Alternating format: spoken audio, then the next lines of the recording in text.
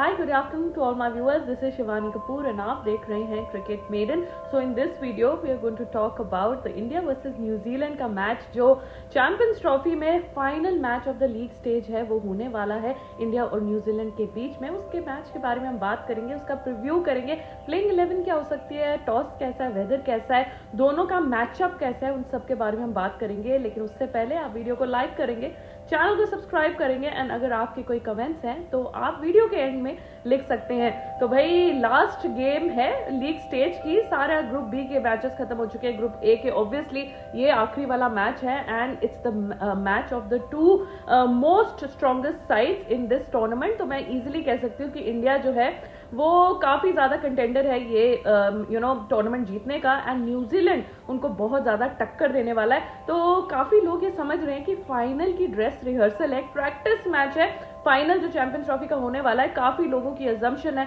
कि India versus New Zealand होने वाला है एंड ये एक ड्रेस रिहर्सल जैसी है। तो भाई अगर ड्रेस रिहर्सल है तो हम चाहेंगे कि हमारे इंडियन बॉयज जो है दे कम ऑन टॉप, बिकॉज आगे जाके ये कॉन्फिडेंस उनको काफी ज्यादा हेल्प करेगा।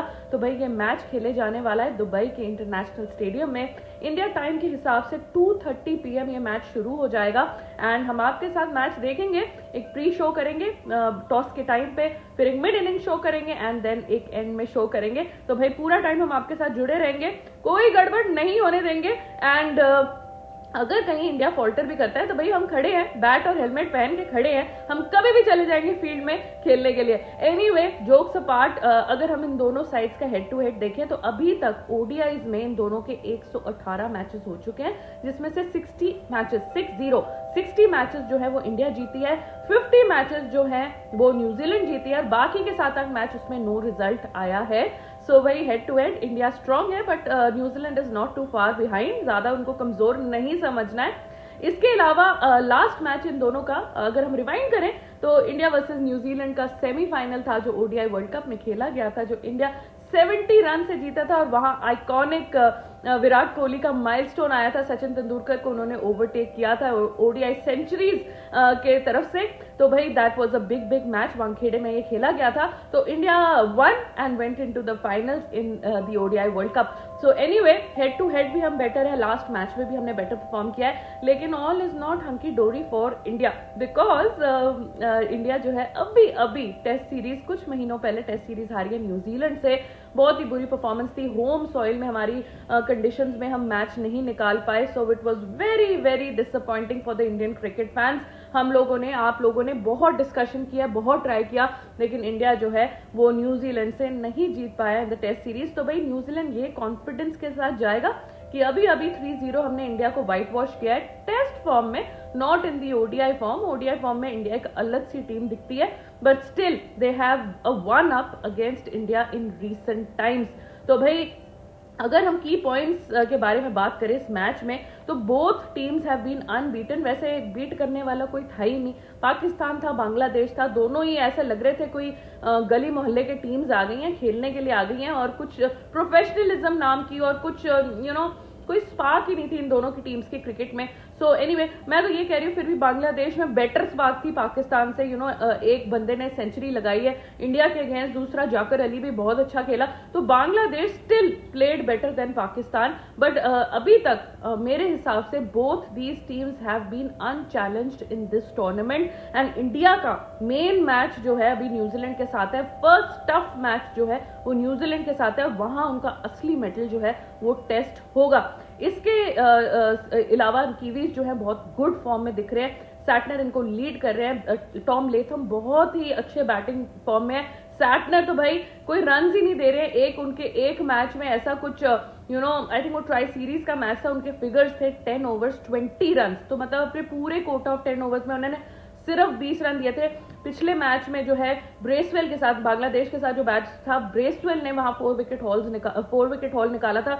रचिन रविंद्र वापस आ गए, उन्होंने सेंचुरी लगाई थी। तो भाई Latham, Rachin Ravindra, Kane Williamson तो हमेशा ही अच्छे फॉर्म में रहते हैं, वो कभी आउट ऑफ फॉर्म जाते ही नहीं है। And then Bracewell, Santner, Henry, बहुत सारे प्लेयर्स हैं और बहुत अच्छी परफॉर्मेंस ये देते हैं, तो इंडिया के लिए बहुत बड़ा ये चैलेंज होने वाला है। सो भाई अगर वेदर की बात की जाए तो क्लियर है, नो रेन नो नथिंग, कोई भी एक्सपेक्टेशन नहीं है। मिड-20s में वेदर रहने वाला है, it's going to be quite pleasant there. तो भाई थैंक गॉड ये बारिश में बारिश वाला जो पाकिस्तान में चल रहा है ना, उससे थोड़ा छुटकारा मिला है। At least we'll get to see a proper match. Pitch जो है सबको पता है वहां की पिच कैसे बिहेव करी है, it's a little tricky, it's a little slow, it's a little challenging.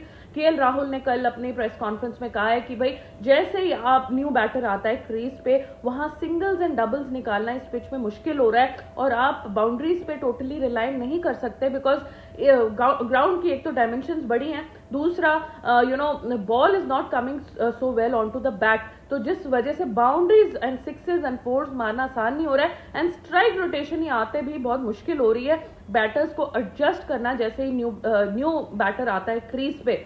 तो भाई केएल राहुल ने थोड़ा सा कंसर्न्स जताए हैं कि यहाँ की पिच जो है वो काफी ज्यादा ट्रिकी है and it's not very very easy to play on. So भाई अच्छी बात है, जितना ट्रिकी होगा इंडिया बैटर्स जो है वो उतने ज्यादा उनका टैलेंट जो है निखर के बाहर आएगा और दूसरी टीम को हम उसी तरीके से फंसाएंगे, बिकॉज ट्रिकी पिच में जो है दूसरे बैटर्स का फंसना भी तो it comes into play. It's not only your team that is challenge but it's also the other team which faces a problem.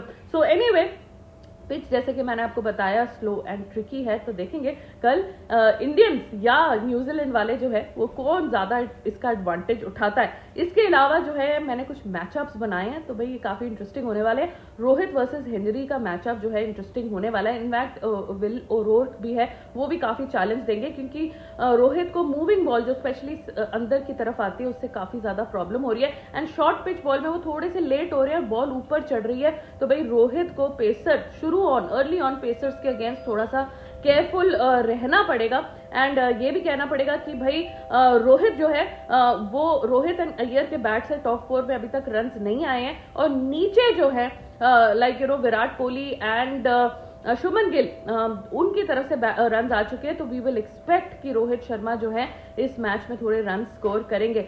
दूसरा मैचअप जो है वो मैंने बनाया Virat versus Santner and Bracewell. तो सबको पता है विराट किस तरीके से स्पिन के अगेंस्ट फंस रहे हैं। लास्ट मैच में पाकिस्तान के अगेंस्ट उन्होंने अबरार को काफी डिफिकल्टी से फेस करके काउंटर तो कर लिया था, लेकिन डिफिकल्टी उनको बहुत ज्यादा हो रही थी, बट ही सर्वाइव दैट, ही उस चीज को मतलब वो आउट नहीं हुए, दैट इज मोस्ट इंपॉर्टेंट। तो Virat the way he handles Bracewell and Santner is going to be crucial for tomorrow for India. इसके अलावा लेथम वर्सेस अक्षर पटेल, तो भाई टॉम लेथम को रोकना बहुत ज्यादा जरूरी है इस पॉइंट ऑफ टाइम में, बिकॉज वो बहुत सारे रन मार रहे हैं, कंसिस्टेंटली रन मार रहे हैं। इतना टाइम आउट ऑफ फॉर्म होने के बाद उनकी भूख जो है, हंगर बहुत ज्यादा बढ़ गया है। So he is, totally at it to, get to all the opposition bowlers. So भाई टॉम लेथम को रोकना पड़ेगा and the man for the moment is अक्षर पटेल। तो इन दोनों का मैचअप मैंने बनाया, तो लेट्स सी कल इस मैचअप में कौन प्रिवेल करता है। तो अगर की प्लेयर्स की बात की जाए इंडिया की तरफ से, मेरे हिसाब से Shubman Gill who is in excellent form, India की तरफ से अभी तक लीडिंग रन स्कोरर है। Then Rohit Sharma are captain, इनकी तरफ से रन आना बहुत जरूरी है specially before the knockout. Virat Kohli obviously he hit a century against Pakistan, so he has come back in form. I hope he sustains his form and he makes more runs for India. Hardik Pandya excellent bowling form, क्या जबरदस्त bowling की है इन्होंने पाकिस्तान के against. उसी match में जो है उनका कॉन्फिडेंस बढ़ेगा एंड आई होप न्यूजीलैंड के अगेंस्ट एक रिजुविनेटेड एंड एक पंप्ड अप हार्दिक पांड्या हमें दिखेंगे। उसके बाद अगर मोहम्मद शामी खेलते हैं, वैसे उनका थोड़ा सा इंजरी कंसर्न दिख रहा है, बट उन्होंने कल रात को प्रैक्टिस की थी, तो hopefully he is fit and he is ready to play. तो भाई Mohammed Shami is also going to be the key. भाई देखा ये जाएगा कि प्लेइंग 11 में कुछ चेंजेस किए जाएंगे या इंडिया सेम प्लेइंग 11 साथ जाएगी। दोनों मैचेस में इंडिया ने सेम प्लेइंग 11 खिलाई है, लेकिन मुझे ऐसा लगता है बिकॉज ये डेड रबर मैच है, so I feel that Ashdeep and maybe Varun Chakravarti, even Rishabh Pant, these three people should get a chance in the playing 11 for India. Because यार फिर तो पूरे सिटी में इनको चांस ही नहीं मिलेगा। एक डेड रबर में अगर आप इनको चांस देते हैं तो शायद ये अच्छा परफॉर्मेंस दे, कॉन्फिडेंस कुछ आए। बट काफी लोग ये कहते हैं कि विनिंग कॉम्बिनेशन को चेंज नहीं करना चाहिए, you should go with what you are winning with, and अगर कोई इंजरी कंसर्न नहीं है, फोर्स चेंज नहीं है, देन कोई चेंज नहीं होना चाहिए। But I really don't agree with that. I think all the 15 players are very talented and all should get a chance to play, especially अगर आपका एक dead rubber match आपके सामने है और एक competitive team के साथ है, you should try your bench, it's always better. So anyway, हाँ, अगर हम न्यूजीलैंड के प्लेयर्स की बात करें तो रचिन रविंद्र सेंचुरी आ गई है, 112 रन उन्होंने बनाए थे। डेवॉन कॉनवे अभी तक रन्स नहीं आए हैं बट किसी भी टाइम आ सकते हैं, बहुत डेंजरस है।